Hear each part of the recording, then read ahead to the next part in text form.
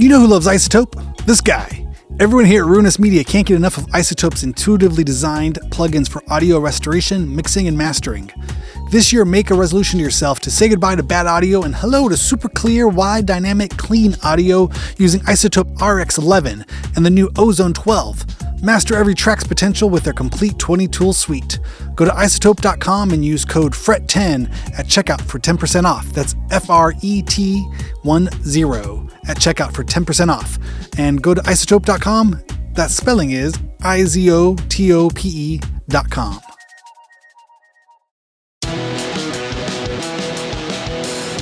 I'd like to welcome our newest sponsor, Schecter Guitars. This holiday season, go over to schecterguitars.com and see what high-quality goodies they have waiting there for you. Premium feel and unbeatable price. See why guitarists like Isaac Brock from Modest Mouse, Robert Smith from The Cure, and Ernie C. from Body Count all love Schecter Guitars. A wide variety of styles and builds with high-end components and affordable prices for touring guitarists. Built to last. Go treat yourself and try something new you've always wanted to check out. Schecter Guitars has it all.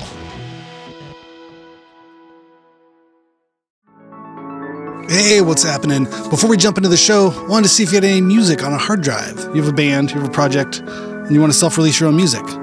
Well, there's an easy way to do it. You can go to distrokid.com/VIP/hyphenate and go get your music up on all the streamers. You keep 100% of your royalties, and you can get 30% off by using this code. It's a great, easy way to get your music up on the streamers and share it with your fans, your friends, your family, your mom, your dog, everybody. Everyone wants to hear it. But go to distrokid.com/VIP/hyphenate, HYPHENATE, and send me the link. I want to hear it too. Send your mom the link. Send your dog the link. They all want to hear it too.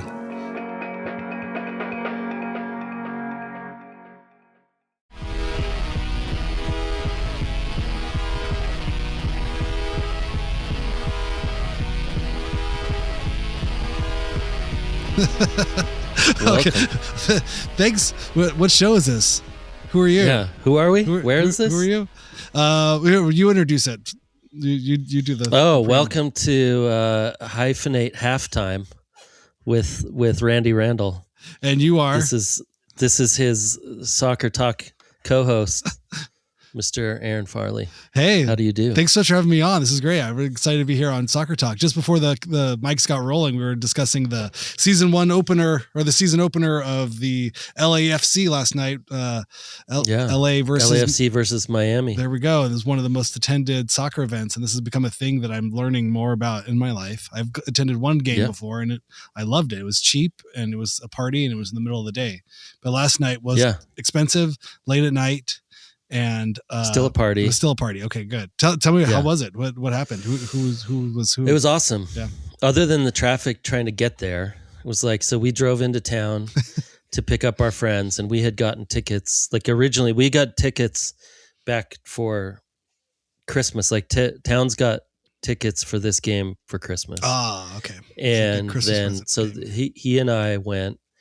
And hold on, let me introduce. So Halftime Hyphenate, we're going to discuss last week's episode with the interview with Mirah, incredible artist. Right. But before we jump into that, we as we are apt to do on this podcast, we're going to discuss ongoing dad projects and days and things that happen. One of those primarily being soccer now. Soccer season is starting up. Soccer Talk. This is two dads talking soccer. Okay. So we've got LAFC versus Miami. Miami has Messi. My youngest has a Messi shirt, and it's well named because he makes a mess on it. I'm glad we didn't buy the $100 pink jersey that we could have bought at Dick's Sporting Good. We bought the $20 Temu version of it, and he's just drops nachos and ketchup. It's covered. Yep. So the Messi jersey has become very messy. So I'm aware of the player in that regard, but that's about it. Yeah. Yeah. And he's, I mean, like, you know, he and Cristiano Ronaldo are probably the two most famous soccer players of all time. Got it. I would say, okay. Other than Pele, maybe. Okay. Who everybody knew from the 70s and 80s, sure. 60s, 70s and 80s. But yeah, it was great because we hadn't seen Messi play, and this is his second and a half season playing for Miami. And, you know, he's just one of those guys who, if you're into soccer, you get a chance to see him play even, he's 39 or something and still great. Still play soccer. So the Yeah, American Soccer and- League, the MLS, is sort of the retire. It's for the up and comers, for kids out of college, I would imagine, and then also the retirement for the big stars overseas who are big in Europe and the European leagues. When they want to retire, they move to America and then kind of play on a team for a couple of years and make a few $1 million and buy a house in Malibu, and then they're done. It's a little, kind of. That's part of it. I mean, it's definitely for the top American players. Okay. There aren't that many American players that go to play in like the Premier League in England or in Germany. There's a couple, but even like, maybe half. I'm gonna take a stab at it, but half of the U.S. national team plays in the MLS. Half. Oh, so, okay. So plays in the U.S. professionally. That means and then the other Olympics, half play around the world. The Olympic team that's what you're calling the American team. Not the Olympics. Not the Olympics. What's the American team? No, Olympics team. The Olympic team has to be under 23. Okay. And then they get to have, and that's everywhere in the world. The Olympic team, but the team that plays for the World Cup, the U.S. national team. And probably, I'm going to guess, this is just me guessing, but I'm going to guess half of them play in the MLS and then the other half play in leagues around the world. Like a couple players play in the Premier League, which is considered kind of the top, like the Premier League and the Spanish League are kind of considered the top as far as leagues go. And then you have like the German League and the Italian League. They have great teams, but their whole league isn't as good as, say, the Premier League, which is in England. I stopped listening like 30 seconds ago. Yeah. Once we got into Premier, not because I don't like it. I do like soccer. I'm not anti-soccer. There's just something, the obtuseness of it. I'm sure it's the same with football. So you're on the fourth down, you got to run back to the third, and you got to the 10th. But it's not though, because only football is only the U.S. Right. So, right. So and then like basketball is starting to become international a little bit. Yeah. But soccer is literally the world. Like you'll have a player on a team in England that grew up in Ghana. Like it's so international that there are like there's just players from everywhere. When they say it's the world championship, they really mean the world. Like in America, literally we say is the world this is the World Series, and you're like, not really, because and everybody laughs at us. Okay, got it. And even basketball, people are like, oh, this is great. It's the NBA or whatever. But now when they play like the Olympic team or whatever, like Serbia and all those places actually have great basketball teams that are legit. Are the pros still able to play the Olympics for basketball? Yeah. That's still a thing. I remember that was the big sports story in the 90s. The Dream Team? Yes, yeah. I remember. I think I even had a shirt. I didn't really care about that much of the stuff, but there was the fact that all the pros are now, it's like the All-Star game, and they just destroyed all the other countries. Yeah. And you get like Michael Jordan dunking on some like little French guy. Like, oh, great. America rules. Sports. I love this. Yeah. Okay. But that's not the case anymore. That is the case. No, it is. But now I think basketball is becoming more of an international sport. Right. So there's like better a bunch players. of people in the NBA are from Europe and all around. Will they go play on their respective like European teams? Yeah. Oh, amazing. Thanks. Yeah. Thanks, Aaron. Now I know more about that. Being said, I watch like half a basketball game a year, maybe. Okay. Like maybe I'll watch the finals or something. But growing up, I had an uncle who had season tickets to the Clippers, and they're the sort of the other team in LA that was never as good, but it was still fun because I think this is probably still the case. People get Clippers tickets to see the other team. Like I remember that it's that thing, like where, like Michael Jordan would play against the Clippers and you could buy a ticket for $60 or whatever it was to see Michael Jordan play and beat your home team. So I think that's kind of how the Clippers team, I think that's how those tickets kind of worked. But totally. So as a kid, I would see people play. I saw all the best players beat the Clippers growing up. That's great. Yeah. That's the best way to do it. Especially if you don't really care. You just want to see a good game. I guess, yeah. I mean, I kind of get that way too. Like I have a tough time. I always wanted to be like a super fan of something. Anything? But I have a tough time I'm not a fan. I'm not like a, you know what I mean? Like jerseys, I can't have like waving flags. Yeah. But I also can't do it. Like I want to see a good game usually is the thing. And I'm like, I want to see like people playing, and I don't have that. I don't have that like super fan in me that's like, I'm for the Bills. Everybody else can die. You know, Right. like they're like, whoa. Okay, we don't need to boo people coming out, but you know, I will boo some people sometimes. I was in college during the Lakers, the Kobe Shaq years. I was in college and right after college, and that was a lot of fun. Just because in the weird way of like, oh well, again, it was kind of like the dream team or something. Or like these guys just seemed to win everything, and everyone was getting really excited. And I didn't want to be the person who was like the fair weather fan just jumping on the thing, but it was the kind of thing I'd be at a bar and everybody would be watching this thing. And so, I'll turn my head. Well, I'll just turn my head 2 inches this way. And now I'm watching basketball. Look at me now. And then you would just see them like, wow, he dunked on that guy. Wow. Shaq made it again. Wow. It was one of those kind of like highlight reels every time I would just be at any bar in LA in those early aughts. If you just turned your head where in the same direction everybody else's head was turned, like, okay. So I guess I became a fan of basketball in those years just because it was so much everywhere. And I was also a fan of just hanging out in bars and drinking with people and yelling. That seemed to kind of be a fun way to do it. And they would have lots of, that's one way to, they'd have lots of, and then all the different bars or restaurants would have their specials and happy hours and margaritas and chips and trying to, they're all vying for the sports fan sort of thing. So there's lots of cheap, 2-for-1 margaritas and all you can eat nachos, places like that. That's the way to do it. So I think I took advantage of the cheap booze and the camaraderie. And then there was also basketball happening. So it was fun to sort of be a kid getting free drinks at that time.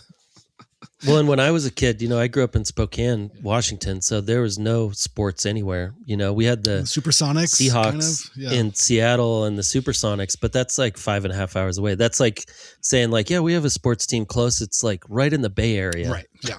Yeah. From Los Angeles, Sure. And you're like, or the Vegas team, whatever it is now, the Raiders. Exactly. Exactly. Team. Like, well, exactly. And so I never saw a sport. Like I remember once the Supersonics came and did like a training, like a practice day training at the Coliseum in Spokane. And my dad took me down there to go watch that. And it was cool to see like, oh, whoa, those are like the real guys. Those like people on TV. Because you don't really think that those people, or they're real, but when you see them in real life, you're like, oh, I'm in the same place as that guy. That's crazy. Yeah. But that was the closest to professional sports I ever saw until I was, I don't know, in my 20s. We went and saw the Women's World Cup, like a game for the Women's World Cup in Portland once. But then even then, it's like I wouldn't have gone to a Trailblazers game when I lived in Portland for a couple of years because tickets were like, who's going to buy tickets to a basketball game and you're in your 20s? That's expensive. Like, do I pay rent or do I buy a ticket for the game? Like, so I didn't go to any games until we came down here and we started going to soccer games right before the kids were born, but it was before LAFC. So it was the Galaxy. Oh yeah. And it was right when Dominguez David Hills. Beckham. Yeah. Yeah. In Carson. Right. And because that's Dominguez Hills College, right? That's why I always remember that area. Yeah. Right. Yep. Yeah. And then and it was right when Beckham was like, bending it all played, over and he only California. Played for 1 year, Mm-hmm. and we're like, oh, we should go see some games, and they were like $30, and it was like That's so great. cheap. Yeah. And then we got into it. We're like, oh, this is fun. It's pretty cheap. There aren't that many people, and and then LAFC started. They got their new stadium, and so we go see a couple games a year, and it's fun. But then now they have this player named Son, last name Son, who's a Korean player. I've heard about this. And he played in the Premier League for a long time. It was great. Played on Tottenham. And then, it was showing like, oh, he's going to go to a new team. And then everybody started talking about, oh, he's going to come to LAFC. And we're like, there's no way. He's only like 33 or something. He's not like retired. It's like, because usually it is like what you're saying. Like the last 2 years they would come here and I'm like, God, he seems young for that. And then it got announced and we had tickets to the first game that he played last year, home game. And all of a sudden tickets are like $75 and they went from 45 to okay, 75 that's what happened. because, LA is the second largest Korean population outside of Korea. Amazing. And so all of a sudden I was like, oh, that's the move of the century. Like they just like banked So the much best money. player that has that already, like, this player already was one of the top Korean players. So already has a fan base in LA as a player. Mm-hmm. Like not only on the national team, but in the Premier League. And now he's like, one of the top players in the league and in the most Korean place outside of Korea. And so now it's like really tough to get tickets, and it's not tough to get tickets. They're just expensive. Well, but I loved this opening all the game they drums. played at the Coliseum. Oh, okay. I love all the So they drums, played the it- whole like side, they have the people behind there, like all the different kind of like fan clubs and things. It seemed like- 3525. Is that okay? Yeah, I don't know what the Yeah. name of it was, but it was fun. They played their asses off the whole game. The whole game. It was They great. never stopped. And us, Yeah. and we got on the fan cam in the beginning, because it didn't seem very crowded. Again, this was a couple years back, and so Amazing. we were there while everyone was getting drinks and nachos and whatnot. Then we, I was hanging out with the kids, and and we were just dancing, and we were having so much fun. We got on the camera, and they loved it. Nice. The kids, I think that's what they'll remember the most. They don't know anything about the Amazing. game, but they're like, remember we were on the big screen. There was a bird, a falcon. Is that right? Did that fly around? Yeah. Does that still happen? Yeah. That was great. Yeah. Yeah, the kids pageantry. Yeah, it's pretty amazing. And that whole team, a lot of people gave it a hard time when it started because it used to be, I forget the name of the team. It was the team, because there was a second LA team. There was the Galaxy, and then there was the other team, but the other team was like the Mexican team. So it was like a Mexican club. Well, it was a Mexican club that had the US team. So they also had a team in Mexico. Okay. So it was like a Mexican club that also had what was it called? Anyway. And they were still in the MLS, but it was more of like, a lot of Mexican fans and stuff. And so then they took it over, they bought that, and it's like Will Ferrell and all these like kind of famous people bought the team. What do you mean? Or were investors in the team. For the LAFC? Like LAFC. Oh, you're kidding. Oh, yeah. Oh, no, I had no idea. Yeah, it's owned by like Will Ferrell but I don't know. That's wild. I don't know if it's owned by like they're investors, like they invested in it, and then he was kind of the face of it for the first that's so 4 or funny. 5 years. I had no idea. And then it started, so they like hired the marketing team to just build out the team as if it had been around for like 20 years. So that's why they like hired people to do those songs. Like the very first game, they had all those songs. Oh, wow. The very first game, the whole audience, that whole fan section was up and running. Are they paid? Before. Are they paid actors? Is that what you're saying? They no, cast the fans? But they bought the tickets. But like the people that buy the tickets for that section, like before the games even started or anything, they knew all the songs. They like practiced them. They like the Falcon thing happened. They just had like the marketing down as like, the black and gold. It's kind of dark. It's like the Raiders a little bit. I see. And they came out like straight out of it's not like, oh, there's this new team. It's like, oh, there's this team that seems like they've been around for 20 years. The bad boys of soccer. 100%. I see. Gotcha. Yeah. I saw a lot of born and raised gear. It seemed like that, like he was kind of streetwear. Yeah. Cause they did. Is that part of it? Yeah. Cause Born and Raised did the branding merch for 1 year or something. Yeah. Gotcha. I don't know. But, and they have like, for a while they would have like rappers for the year do the song for the, I don't know. It's good marketing. It's LA. Whatever they did, It's it LA. worked. Yep. It worked, man. How fun. If nothing but great marketing I think they were like, let's figure out how the Raiders became the Raiders and just kind of do like a nicer version of that. Like a more family friendly, like 1980s Los Angeles Raiders. I'll take it. It was fun. It was fun. Yeah. We had a great time. But it was fun. That's awesome. LAFC won 3-0. Wow. We were kind of hoping to see a Messi goal, even though it would be bad by the end for your team, but yeah, I still want to see it. But yeah, that's amazing. Close. I think that outside of my uncle having season tickets to the Clippers where they played the Sports Center, which I guess is where the BMO Stadium is, where the LAFC plays now. That used to be the the basketball arena for the Clippers. Oh, okay. It's They tore that down. and dug a hole down in there. Yeah, but it was that sports arena was cool. It was very 80s. I also saw WrestleMania there, whatever WrestleMania was. Oh, amazing. With Hulk Hogan versus Sergeant Slaughter.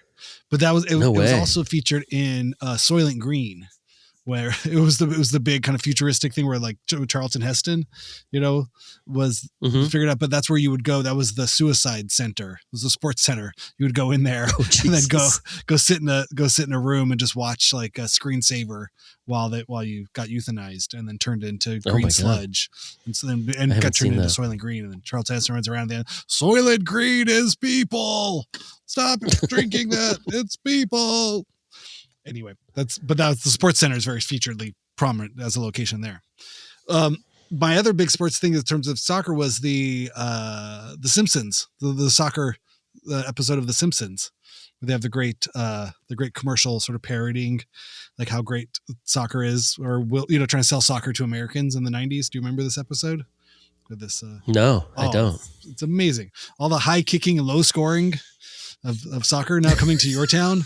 All your favorites will be there. Arriaga 2, Baliaga, Arriaga 3. It's soccer. It's coming to you. And then, yeah, it was great. And they have the American announcers doing it. They have like Hank Williams the third coming out like, "Are you ready for some soccer? Wow, woo!" The jets flying overhead, big, fireworks, and then it's just like, Pizzoso passes to Zozzi. Zozzi passes to Zozzo. Okay, they're still passing. Okay, then fast forward 5 minutes. Oh, they passed it back. And then they cut to the Latin American announcer, the Mexican announcer, like, he passes him. Oh, he passes him. Oh, he passes it. He's passing it. He's holding. He passes. I think that influenced a lot of my soccer knowledge as a younger person. Outside of playing, ASO soccer, which was just fun running around with your friends and bumping heads and drinking Gatorade and eating orange slices and going to get pizza. Orange slices. Yeah, it was a lot of orange slices. I feel like American AYSO soccer was started by Big Orange. Yes, the Orange Growers of America. By the Orange Commission. We need these kids. Play soccer now. Yeah. And don't forget to eat orange slices. Tupperware and orange slices. Yeah. Rub the acidic fruit all over your gums and go run. All over your teeth and gums. And then run. Yeah. Loved it. Just enough energy. Yeah. Well, that's exciting. I'm glad you guys made it there to the it was fun. LAFC. How was your birthday? I'd like to see LAFC. Oh yeah. I turned 45 yesterday. It was great. It was really fun. Yeah. We went to the mall. This was our big family engagement. My mom came over. Okay. And we all went to the mall and went to Din Tai Fung, this like Taiwanese dumpling place, which is very popular. Oh, nice. I think you have to like get reservations a month in advance. We didn't know. We just kind of showed up. Really? Yeah. It's like, and it's at the mall. That's at the mall, or that's separate. It's at the Glendale Galleria. Wow. And I guess, you got to make reservations, but we did a walk up thing, in the afternoon, and it was an hour and a half wait. And they said, well, we'll just text you. So then we did that. We kind of knew that was the vibe. And so we walked around for an hour and a half and saw all the stuff there was to see at the mall. Bought my youngest a soccer ball from the stores. He wanted a soccer ball. And, it was great. It was fun. We were all tired by the end of it. It's like, okay, that's enough of this. We did it. You're exhausted. Yeah, I'm done with this birthday. Thank you. Well, then how was your pre-birthday show? Oh, right. Yeah. You guys played. Yeah. Was that on Friday? Yeah. Thursday. Yeah. The new Thursday. One of the musical projects I'm working on right now is called Nervous Action. And it's Leslie Ashino from the Red Ants on drums. Scott Cornish from New Life. And he was our front of house engineer for years. He's playing guitar. Mm-hmm. My other friend Dave Simeon, who I've known since high school, he's playing keyboards, and he's a fantastically classically trained pianist, composer, and I'm just telling him, let's just play that one drone note and put some tremolo on it. Kind of doing, sounds and keyboard stuff. Yeah. So, and then I'm playing bass. I got a Squier Fender 6-string, bass. It's like a bass 6, so it kind of looks like a big offset looking guitar thing. And we've been writing songs for about a year. And we had our first show down in Long Beach with our friend's band, with Noel Paris's band Castaic. Yeah. It was a lot of fun. How was it? It was fun. It was great. It was crowded for a Thursday night in Long Beach. We had no idea. It was Nice. really fun. And then, then we're playing this Friday at a small all ages club here in the northern LA area called Sunspace near Sunland. So, Oh, okay. yeah, we'll see how that goes. That'll be fun. But then That's we got awesome. more shows in April. But yeah, it was good. It was good to play live. It felt like it had been a little while. Yeah, it was good. It was good. What was I going to say? So last week's interview with Mirah, how familiar were you with Mirah? Had you heard any of her music or any of Not at all. Okay. Did you get a chance to listen to anything? Yeah. Since then? Yeah. I listened to a bunch of it on the way home last night driving home. Oh, cool. And it's awesome. She's great. Especially I listened to the new record first. Awesome. Yeah. I kind of went through some of the songs. Yep. Dedication. But then, and then when you were talking about loving that first record, I went back and found that one and was listening to that. And it's so different. I mean, obviously, sure, it's like 25 years ago. Yeah. But it's just great. It's great music. I like the earlier stuff from the standpoint of it being when she was talking about like just making it however she could make it, and 4-track or 8-track and bouncing tracks back and forth and having full grids to try to figure out how they were going to record all the parts. And I like that. I love the way that she kind of explained like the benefits now of recording. And obviously you've heard it a million times before, but it's so great to hear it from the artist standpoint of people who have gone through that, of like the thought process back then was just different because there was a lot more planning, and either you kept the mistakes in or you really, really had to plan to not have mistakes. And like, whereas now I feel like, and I do feel like you can see it's probably a little bit easier to experiment now, but it's also harder because you don't have all of the you're not giving yourself what's it called, the freedom, giving yourself time like a cutoff time to like, or this is like, oh my god, this is going to be so hard to fix, I'm just going to keep it in. Whereas now you're like, well, I can fix everything, I can fix the time, I can it's fix almost it too all, much, and you can make it too perfect and kind of and then outplan you have to make the decision for it to be kind of messy.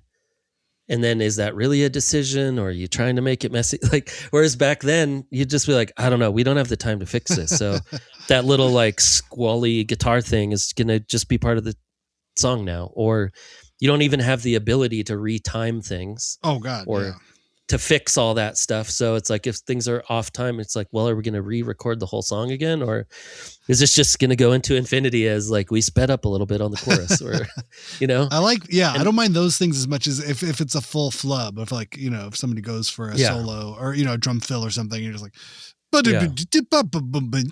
you're like, there's jazz. And then there's just a mistake, But I like that. I like that before there just were there were more walls that you couldn't go past sometimes. And you just had to say like, well, here's where we have to start, here's where we have to stop. And so we have to make something within the middle of that, where now I do think that sometimes you can overthink it, maybe. I don't know. Yeah. And then the overthinking becomes like never finishing. Or it becomes like, oh, now we're going to put out a million things. And then go like, no, there should be some editing too. Yeah. So it's good. I like hearing the back and forth of like just talking about how different the era is now than how it used to be, I mean, you started doing on 4-track, and you have cassettes forever, and you can't visually see things. You have to like mentally remember them and count them in your head. Yeah. It's a funny one. I feel like, the production sort of process of it all is always, something you do battle with it. You get comfortable, and then you're like, oh, I'm too comfortable now, I want to switch it up and do this, that. I mean, I feel like it's the same with, visual arts and other things too, where it's like, you can always turn things off too. Like, you know what I mean? I feel like there's an approach to a digital, editing or a digital recording scenario where you really can just treat it like tape. It's just going in there and you never touch a take of it. You know what I mean? That just the ability to, or the option to do something doesn't mean you have to do it. There's part of that too, where you can really just treat the digital sort of workstation like a piece of tape, and whatever goes in, and you could go back and scrub it or put a fade here or there or not. And then you have, the same experience, so it's a challenge, I think, to almost just tie your hands. It's those limitations. I think Mirah talked about that too in some ways, where just the power of limitations. Like, okay, no, I'm only doing it this way. I'm only using these mics, and I'm only going to give myself 4 days to do it, and I'm not going to edit anything. And then it's a pretty close simulation of old school, recording stuff. But you don't get the physical artifacts of what tape does and the squishiness of magnets, magnetic tape being rearranged and things. There's a certain kind of tactile tonal quality of that, but all the other stuff, all the other stuff you can definitely simulate in some ways, but they're Phil Elverum, one of her producer collaborator on those first 2 records. Did you know his music at all from the Microphones? He's kind of gone on to have another from Microphones. Yeah. He's had a whole other career and stuff. And it was interesting. I was glad I was able to kind of speak with her about that, because I was always so curious. I didn't know who Phil Elverum was, obviously, when her records came out, because I think he hadn't done anything yet. But I remember thinking like, whoa, this just sounds different. It definitely like spoke to all of my kind of noisy sort of engineering brain sort of stuff of like the guitars sound big or the drums sound big, but it also sounds intimate. It wasn't like a rock record, but it wasn't this like bedroom, guitar, real anemic record either. It was there was something very interesting about kind of the sound quality of those first 2 records. And that was late 90s, early 2000s also. Yeah, right? I think that full length, you think it's like this, but really it's like this, was 2000, which would have been that first year. I think it would have been a freshman in college, and that's where I first heard it, at the college radio station. Yeah. Yeah, I remember listening, like hearing of the Microphones, or maybe hearing them a little bit in that era. And then but when I first went back and re-listened to them, he was interviewed on Mark Maron, I think. Mark Maron interviewed him. Yeah. And I was like, this is a weird interview, because, it would come off of like, it's interviewed Obama or whatever. And then, Mark's always, my, personal opinion, he's always been terrible with musicians. I think because he is a type of musician himself. So whenever he interviewed musicians, he's always just asked the weirdest questions, or just came off. Yeah. There was a point of view he had when interviewing musicians that just felt so like embarrassing or cloying or something. I was just like, a little outside of the realm a little bit. Something. Yeah. It's like, you're asking the weirdest questions. And I don't know, maybe I do the same thing when I talk to musicians. I don't know how it is, what the listening experience can be, but just from the listening experience of how we talk to people, it was like, what about the Stones? Or something like, what? Yeah. Why are you asking them about the Rolling Stones or something? It's like, this doesn't make any sense. But that was and his story, though, like he got into the story of his recording, and then how he would go in at night at the record, like wherever he recorded. Where was it? Was he on K? I think so. No, or maybe was it K Kill Rock or Stars? Kill Rock maybe Stars? Kill Rock Stars. One of the two. Yeah, I can't get. But wherever it was, and then he was like using the studio at night, and maybe even sleeping in the studio. I don't know. Yeah. Like he was like living there or something. And then I was like, I got to go back and listen to this. And then was like, oh yeah, blown away completely. I didn't know this story of this guy. Yeah, well, he had a sad personal story as well. His wife passed away after their daughter was born, and then I don't know much beyond that. But I think he dated Michelle Williams, the actress. I don't think that's still happening. Really? Yeah, after Heath Ledger had died, I think they had become an item in New York or something. But I don't really know. I lost track of it. I didn't keep up with it. But I do like that. I mean, it also brings up, I think similarly with you, is that was the era when I was like getting into music and shooting bands, and I was in Portland. So it was like so many weird bands were starting up, and it was still recorded. There were still indie labels, and people were putting out 7 inches. And, I think it's just that era, that time in the Northwest too, that there was just so much, the energy was strange and also very insular still. Mhm. Like it was a very, like the Northwest energy was still, like the internet hadn't really broke yet. So There was no it Portlandia. was still, It was sort of what the Portlandia thing No. would become, would parody. would become after that. But when you went to Olympia, like you knew you were in Olympia, you know, like when you went to Yo-Yo a Go-Go, you're like, yeah, this is like its own thing. This is not happening in like Pennsylvania or something, Right. you know?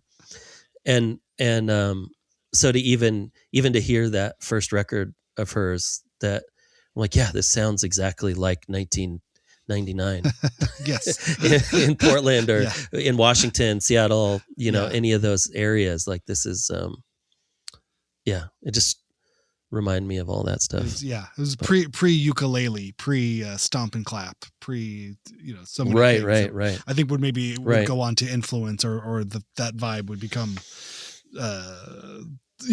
slightly turned to include all Yeah. this other kind of music. You're like, Well, and- but Bell and Yeah, it was like Sebastian never really had a ukulele, or they never really had stomp and claps. And I think you're trying to go for some sense of that, quiet, intimate sort of moment. But now I don't know. Now somebody made it sound like a, I don't know, country record. or like a Mormon like camp out or something.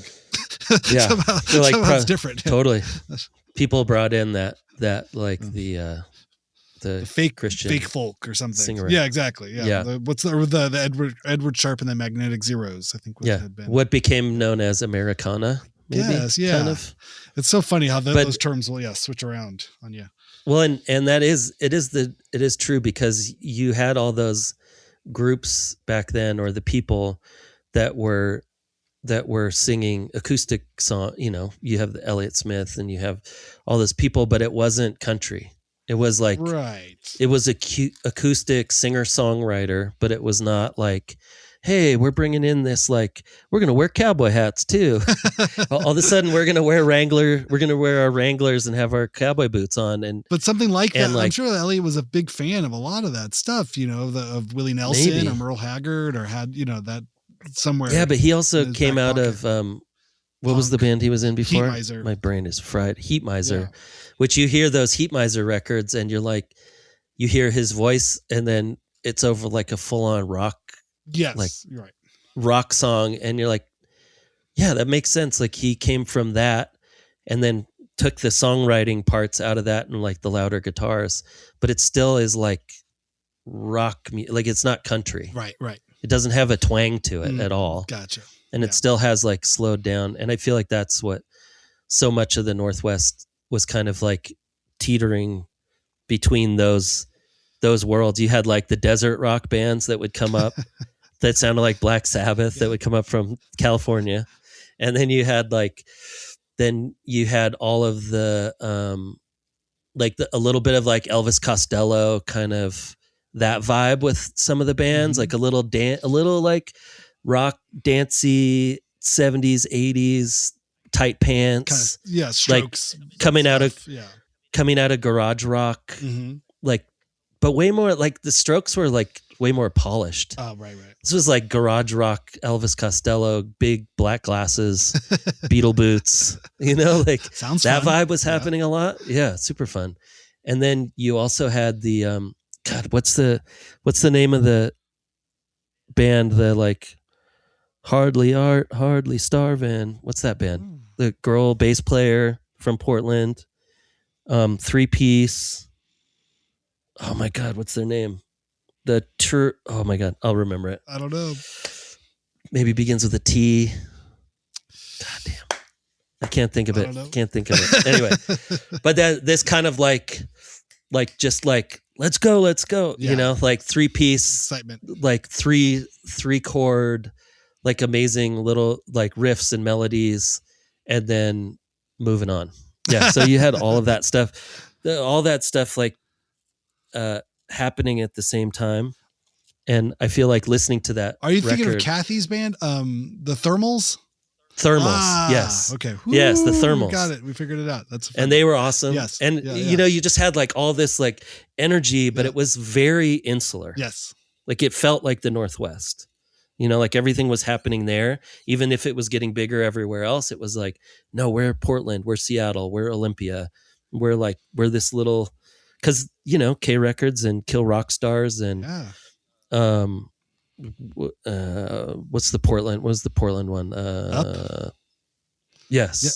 And you have all of that just happening. Yeah. Yeah. I don't know. So anyway, all that to say, listening to that first record just brought me back to that of like thinking of someone in there, like going between their bedroom and then a studio and then and making this like cool acoustic kind of Pop, dirty sounding pop record that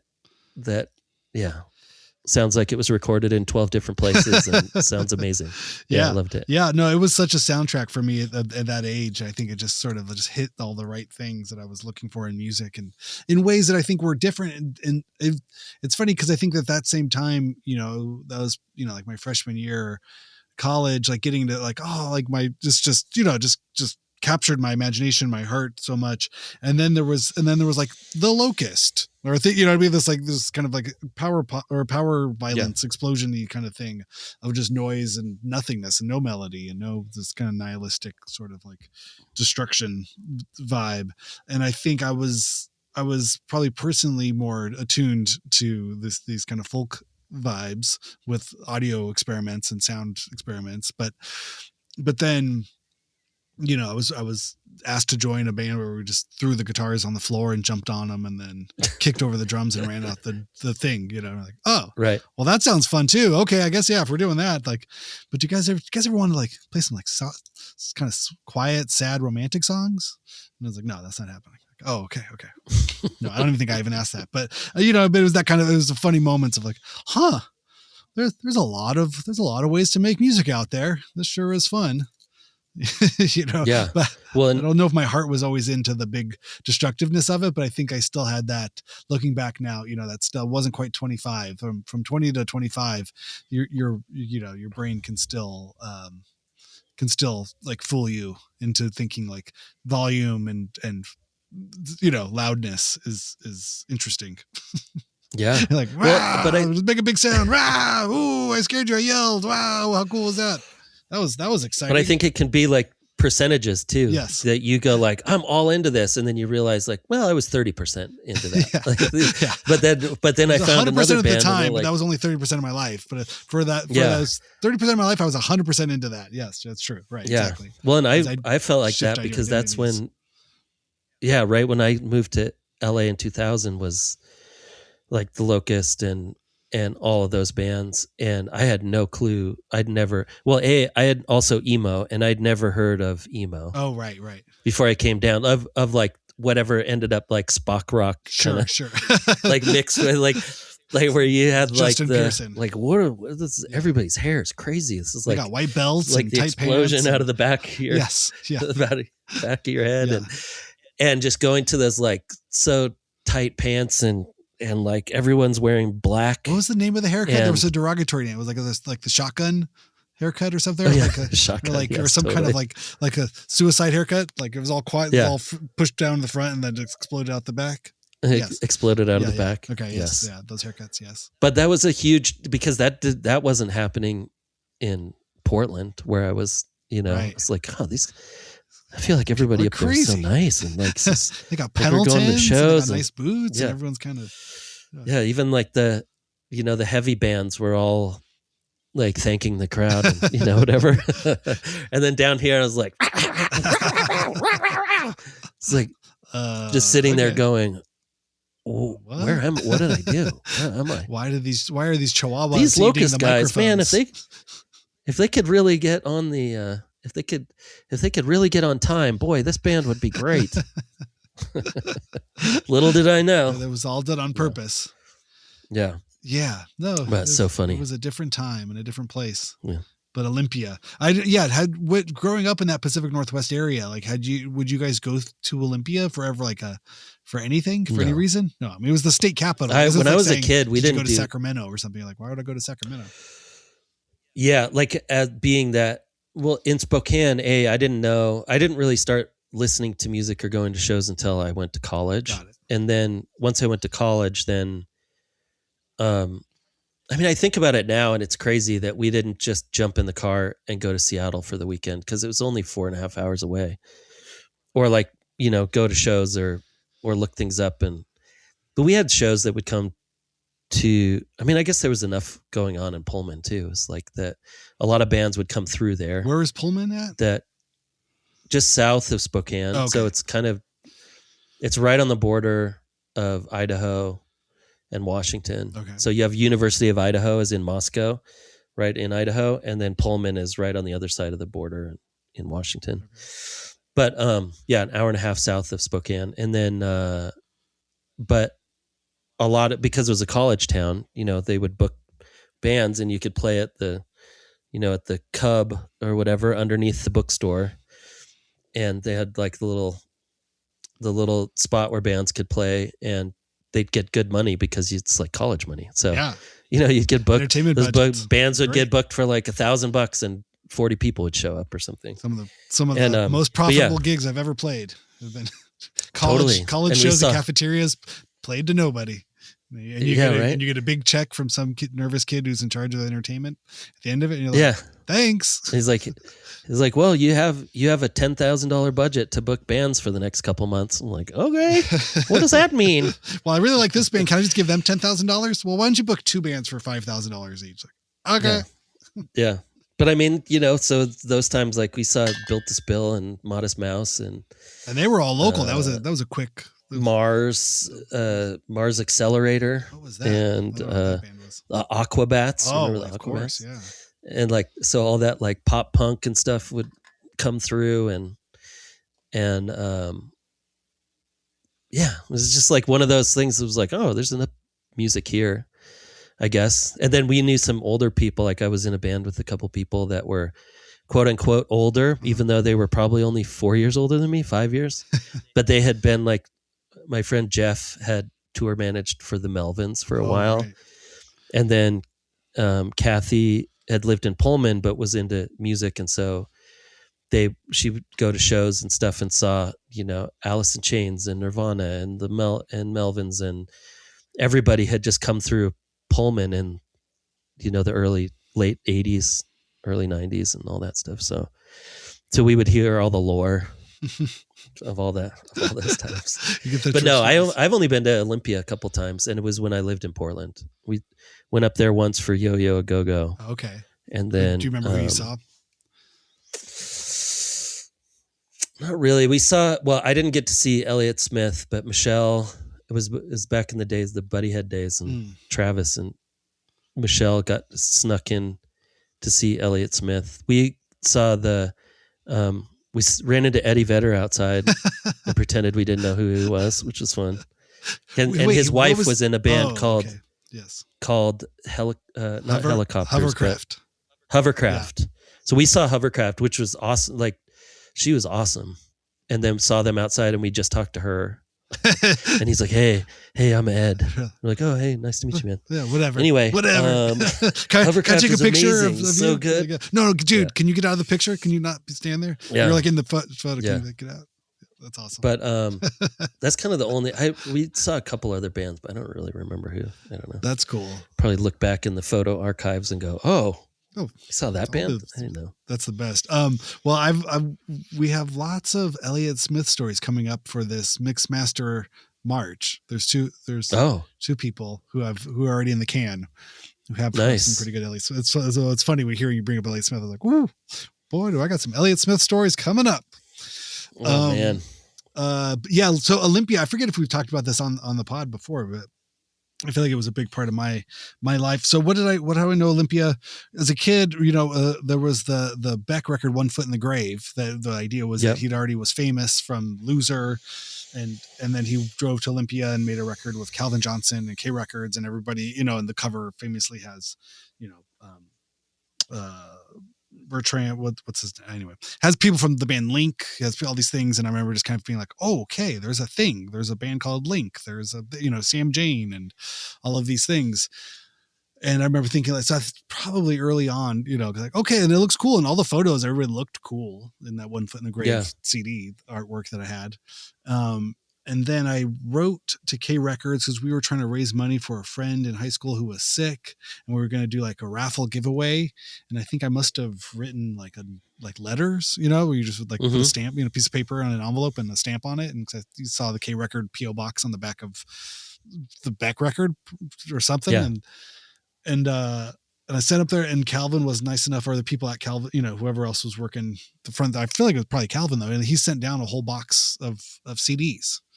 And it was amazing. And it was probably stuff that, now knowing how labels work and stuff, it was probably just stuff laying around that had either gotten returned, or was promoted out, and, there was hole punch through the barcodes and stuff. But he sent us boxes. It was incredible. Yeah. And I think I ended up keeping half of those records myself.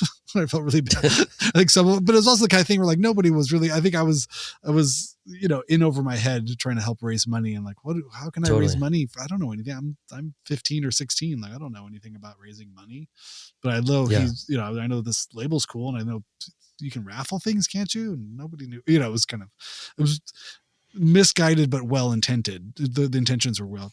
Anyway, so there's those things. And then it just seemed magical. Just in the stories of the Kurt Cobain stories, living there, and Kathleen Hanna, Smells Like Teen Spirit, and all of these kinds of things you just would hear about Olympia. It's like, whoa, all these things. And the whole song, I went to school in Olympia. Yeah. And yeah, so I just felt like, oh, okay, this is a place. This must be where all the cool things happen in the world. This is the center point of all things cool in music culture. And then I graduated, went to college that first year, and then had like a radio show my freshman year. And it was that kind of that very freshman-y angsty kind of thing, like trying to figure out what the fuck am I doing? Is this working? Is this not working? Do I like this? Do I not like this? What else can I do with my life? I'm 18. I don't know anything, but I know I don't like this, but I don't know what I like. And life is hard. And I think I'd played in that power violence band thing, but that wasn't really working. I didn't really know. And I didn't really have a band, but I had a bunch of 4-track things. I didn't have anything really going on, but the thought crossed my mind before I go back to school that summer, the end of the summer between freshman and sophomore year. So what if I just got in my car and had a guitar and I just drove to Olympia? Like maybe something would happen. My life would change. And I got as far as San Francisco, and realized I had no place to stay. I had no money. I didn't know anybody. I didn't know anything, but just driving by myself, and I think I had, like Modest Mouse, like The Makeup, Fugazi, At the Drive-In, I had all these like things, Hot Snakes, or, all this like CDs in my car. I took this road trip by myself, and like, okay, this is the first day where something's going to happen. I'm going to become a musician. Somehow I'm going to become part of a scene. Something's going to happen. This will be cool. Something. I didn't know what it was, but I just knew something. And I got as far as San Francisco, and I like got a sandwich like in San Francisco. I'm like, okay, what do I do now? What do I do? What do I do? Yeah. What do I do? That was a long drive, and I filled up the gas tank once, and I'm kind of broke. I got no more money. Yeah. And then my friend had a sister who lived in Tiburon, just over the Golden Gate Bridge. And so I called him, and I was like, it's getting dark here now. It's like, probably almost like 6 o'clock, 7 o'clock. Like, we'd stayed with her once when I went up there with him, and I was like, can I stay with your sister again? And he's like, I guess so. I don't know. Here's her phone number. You can call her. And I called her. She's like, what? My friend's friend? You're my little brother's friend. Okay, I guess, but don't be weird. I was like, sorry. Okay. And I just like slept on the couch. And then, the next morning I was just like, oh, this is weird. I don't know what I'm going to do here. And then, so I just got back in my car and then went on a hike somewhere. I like drove to somewhere to see something. It was like some kind of like walking path. And I took a long hike. And then I think I thought a lot about it. And then I just got back in my car and I was like, I'm just going to drive back home. I'm going to college. Okay. That's fine. I never made it there to Olympia, but that was that was the point of something. But there was like, I knew there was like a bigger musical calling, something out there for me. But then I got to the point, I'm like, this isn't it. I don't have any infrastructure. I don't have any songs. I don't know anybody. I don't know anything. I really am just lost out here. So I was like, well, okay. But I have college. This was probably like on a Friday or something. And I'm like, well, my first college class starts on Monday. So okay, well, it's hard to run away as an adult. I think that's almost what I wanted to do. I was like, I'm just going to run away, but then realize like you don't live no one's looking for you. You can't really run away from home when you don't have a home. It's like I have an apartment with all my shit in it and I pay rent on it, and No one noticed I was gone. It was nothing. There's nothing to run away from or to. I'm like, huh.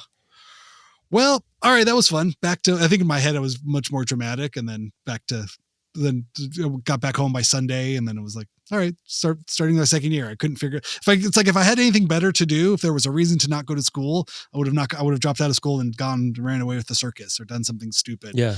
But I really had nothing else happening. And I felt that kind of defeat of like, okay, step number 1, get a life, like make friends, like then do something dramatic. Don't be dramatic. Don't run away from things if you don't really have anything going on. You can't.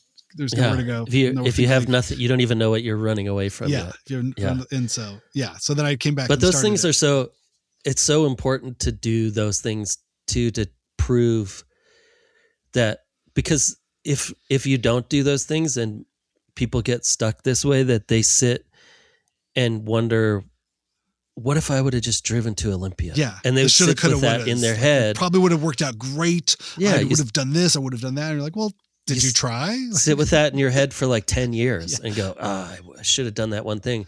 And then when you do it and you fail, it like resets you to be like, okay, well, that didn't work. Yeah. And then you actually have that in your mind. Like, what if? You're like, well, I know exactly what happened. Yeah. I made a bad decision, but it wasn't that big of a deal. But I realized that that's not my starting point. So I have to figure out a starting point. Yes. No, it was hugely, hugely important, I think, in my own weird personal, just in your own life story you tell yourself of growing up, where it was like, yeah, it didn't work. And I felt bad about it not working. I think I felt defeated and had my own little pity party for a few days.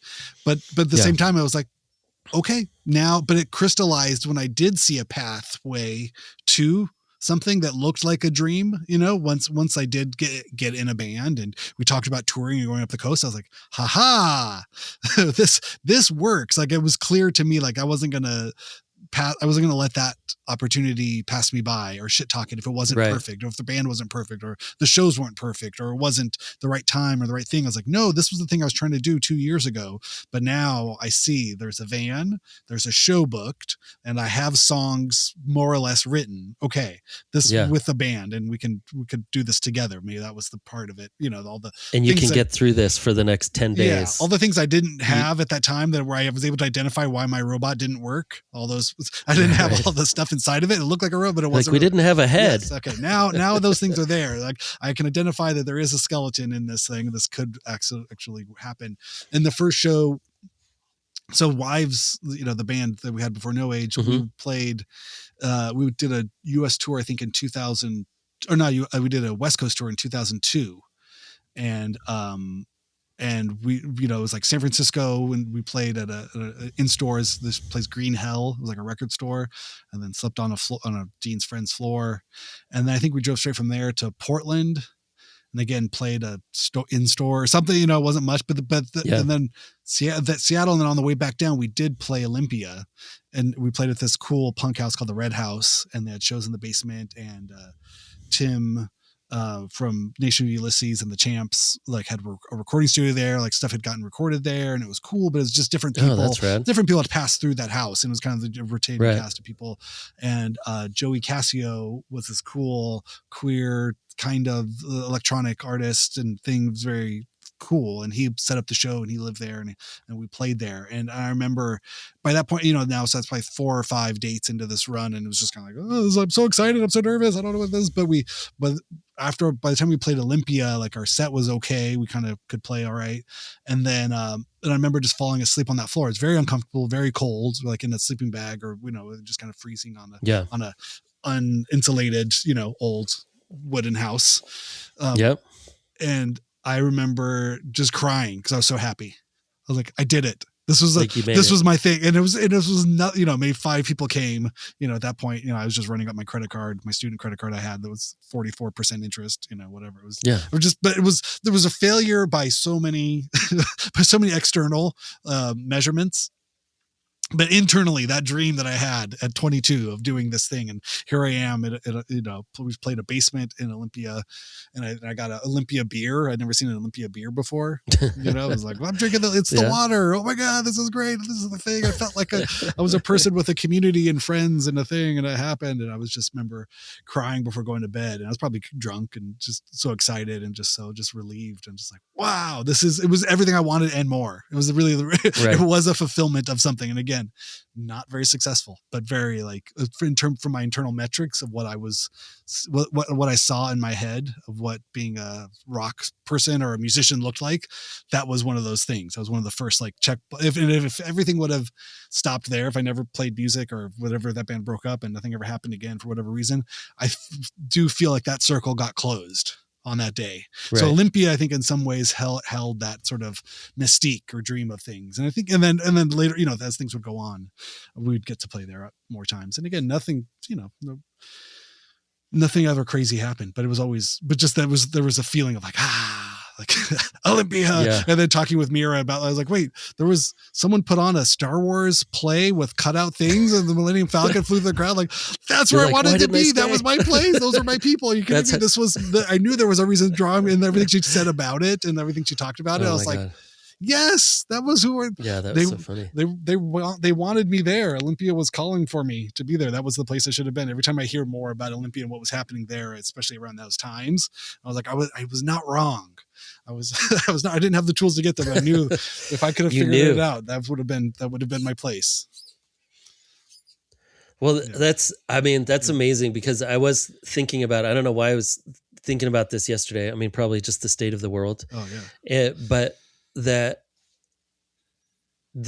all of the, like the capitalism, whatever you want to call it, like the world, that they always end up like using art for their purposes and then trying to kind of encapsulate it into their little thing, like Spotify or like even the art world of like taking AI, like what's the AI thing that first comes on the scene is AI art, right? It's like Will Smith eating spaghetti or whatever. Like, we're going to take over movies and we're going to take over, and then AI music is like the big thing. Like, oh, we're going to take it's going to be so easy to make music or whatever. And I was really thinking about it yesterday as I was spending like an hour and a half in the grocery store, which is grocery store is my nemesis. I hate it. And I'm walking around the grocery store, like back and forth to like the vegetable aisle. And then like, oh my God, I forgot eggs. And and then I was like, they have to control the art because art is the only thing that connects us, like connects poor people. Oh, right. It's the way like music, like, because, this is what it was. Actually, this is why it came into my head. Pause this for 1 sec. Hold on. Let me grab this. Hold on. Yeah. Hello? Oh, good. I'm just right in the middle of the podcast. But I didn't want to miss this call in case there was an emergency. Oh, okay. I'll talk to you guys when we get home. Okay, bye. Oh. They went on a hike, and I wanted to make sure that they weren't dead. They were calling me from a ditch. They didn't fall off. But wait. So I'm walking down the hall, and it's like, some 90s song. I don't know that's just playing, and I saw this guy, this like big rough dude, and he's just mouthing the song. Oh, right. He's mouthing the words to whatever song it is. And it's, just imagine it's like do do do do do do do, whatever. Sure. And exactly, he's just like he knows the words, but he's just mouthing them while he's like looking for mac and cheese or whatever. And then I go down and then there's a dude that completely different than him. Same thing, right? Just sitting there, just going do do do, do da, da, ba, da, da, da. And it really like hijacks your brain. Clicked of like cultural signifier. Yeah, right. No wonder they want to control music. Right. Like no wonder they want to stop it from happening unless it's in their interest. Because the power of it all. Right. Songs, this is why Bad Bunny, the pattern recognition. Bad Bunny versus Kid Rock. Like, what does the soul of America mean? And what is it? Right. And all these says something about who we are. Or you go to a concert and you think you're going to see certain types of people and you're like, oh my God, that person likes the Grateful Dead. Oh my God, that person likes the, and you see, and like rarely at a concert is there a huge problem, and even though people are spending $100, it's very stressful to get in. It's all of those kind of things. But you go to that thing and all of a sudden everybody's kind of on the same page for a little, for 2 hours or whatever. No, you're right. But it's also this thing, like even watching our friend's son go through this now of like, they now have connections in all of these different cities that they've played, and they're booking a new tour, and they're playing Warped Tour, and they're doing all of this stuff.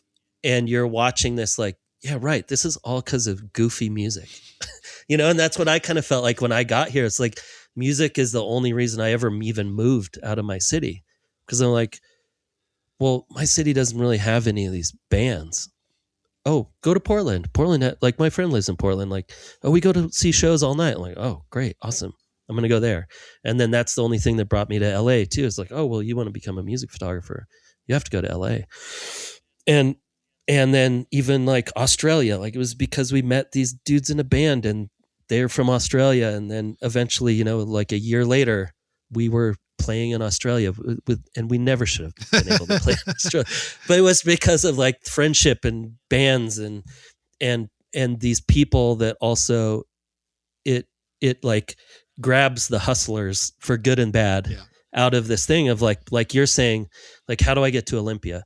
Well, I could either just save up a couple $100 and fly there, or I could take 3 years, start a band, and get there organically. And then you actually aren't just going to Olympia, you're getting into Olympia and you're meeting people there and you're like getting into the soul of the place or whatever. And I was just thinking like, oh, this is why they need to control music and art, because it actually brings people together and forever, And that's also our job as musicians and artists and these things, is to not be controlled and to stay wild and to stay authentic and to stay off of, the corral as much as it's that delicate balance. I mean, I think we've all been bamboozled in one way or another, or taken advantage of, or, told, well, if you want to be successful, if you want to get paid, everyone's getting paid over here. And then you go through there and you're like, you're getting paid like pennies. What do you mean? Like, and not that it's about making more money than the other person, but there was just different models. I know I harangue on this kind of thing and shake my fist at the clouds about, like buying music from people, because it does matter. And it used to just be a not even a thought, like, oh yeah, I like this band, I'm going to go buy their record. It was the least you could do.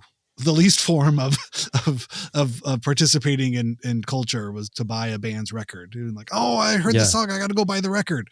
It didn't mean you were the biggest fan in the world. Like, you could buy a record of a band, and go, nah, I didn't really like it, but you still bought the record because you thought you wanted to hear it, or you tried it out, or for the one song, for the cover art, because they said the funny thing, there was a joke on there, or your friend had it, so you bought it just because you thought you should have, what I mean? All the, the amount of records we bought up until, the last 20 years it was no big deal. Like, hey, I bought you this, or I bought you a record, I thought you'd like this, I saw this was there, and then it was used, or it was like you could people would give you records, or you'd give someone else a record, or a CD, or a tape, or a thing, or I made you this mixed thing. It was such a big part of our world, that physical just thing of having a record, or having a CD, having an album of music. And it's really, now 20 years plus into this streaming sort of nightmare, it's like, what point do we say, like, it just doesn't work? It's not good. We've lost something about our world. Going to a record store was a cool thing to do. It was part of our world. And I don't know if it'll ever come back, but maybe it doesn't have to go backwards, but it has to evolve forward into something else to sort of fill the need. But it's one of those things trying to explain, like, how do you fill a need if no one knows what's missing, kind of thing, Right. And it's like, oh, right. But, or just like, how do you support? And the problem is I say they, but it's the royal they don't want to support arts because it empowers people. Oh, right. Like, just in general, Sure. like making a drawing and showing it to somebody goes like, oh, you make drawings? I make drawings. Hey. We should go talk to these people and put our drawings up. And then we should talk about other ideas. What other politics in the world? You want to smash the patriarchy also? So do I. So great. do I. Yeah. How do we change the world? And look, it just happened over a drawing of a thing of drawing I made. And I stuck it to a wall, and now a conversation's been started, and now ideas are being exchanged. Yeah. Right. And now it's like, well, hopefully someday we'll be able to play at the Trump Kennedy Center. No. You're like, ugh, Yeah. gross. Let's just kill all art and music, and then the world be fine. I don't understand all of that. Like all of those people that, of course, that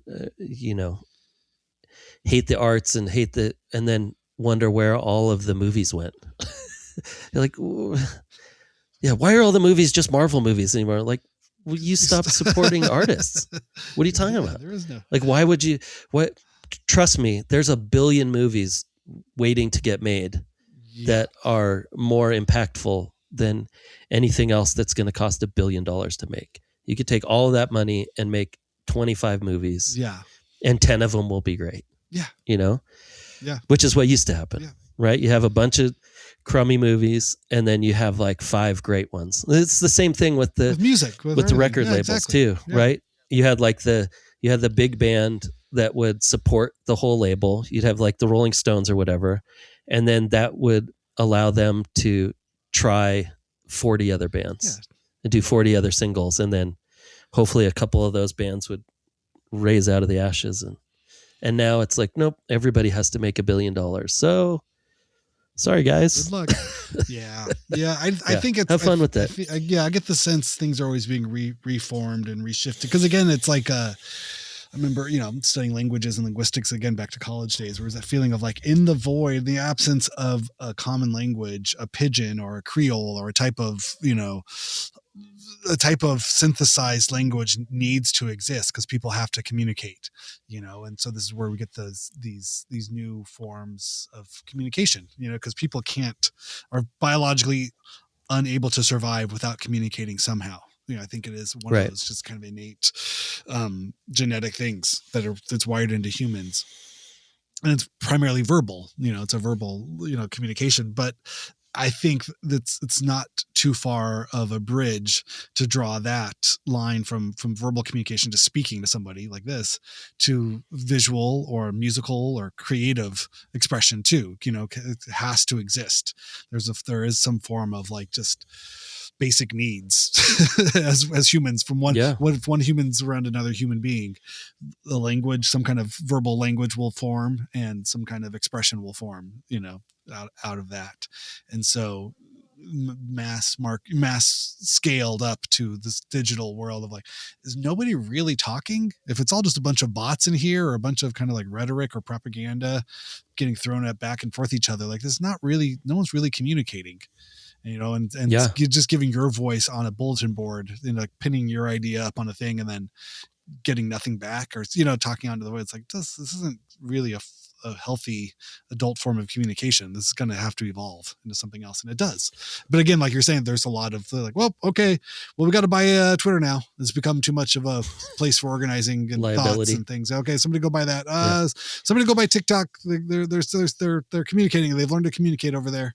We can't really. Yeah. So just say that the people from China are trying to take all of your stuff, and then you buy it, and then you take all their stuff. Right. Yeah. It's like, I didn't know we can take everybody's stuff on that thing. Oh, we better own that one. Everyone's just giving their stuff away for free. So again, I think it's going to keep happening. Hopefully, that's my dream, I guess. Well, and I think when communication becomes only like there's a monetary fence put up to it, right? Like, well, you can listen to music, but only the music that the people had to jump through all of the hoops to make, to where they didn't get to make any of their original ideas because they didn't have the money, or you need the money to listen to it, or you need the money to be able to get onto the system to talk to the people. Then eventually, like, that communication is only based on like a monetary standards of whatever's happening. It's not really. And then you're like, then it's not communicating. Cause then also, like you said, you're online, and eventually it's just going to become like, you don't know anything's real. Like, what's AI, what's not. You don't know what is a chat bot. I mean, even so many politics things, like I see people having arguments, and then you click on the person's thing and they have 3 followers and they started 5 days ago. And you're like, yeah, this isn't even a person. Yeah. How is this even? How is this? How are there no laws? Yeah. This is I mean, crazy. a lot of that, the online discourse stuff is just reminds me of a room of, if you had 100 people in a room with bullhorns. They're all just kind of yelling into bullhorns and no one's really listening to each other, but everyone's louder. You could pay to get a louder bullhorn and probably drown out some of them. And then if you actually try to talk to anybody, you're like, no, don't talk to me. I'm going to want to yell at you through my bullhorn. Well, I want to yell at you through my bullhorn. We're all going to get bullhorns and yell at each other. It's like, okay, well, that's something. I don't think that's communication, but it's something, some strange thing. Yeah. It's loud and ugly, but it's not really anything interesting happening there. So, yeah. And then people get confused on why no one knows how to talk to each other. Is this how we're supposed to talk? Is this the way? Yeah, because no one trusts each other. Yeah, exactly. Because it's not an easy place to talk.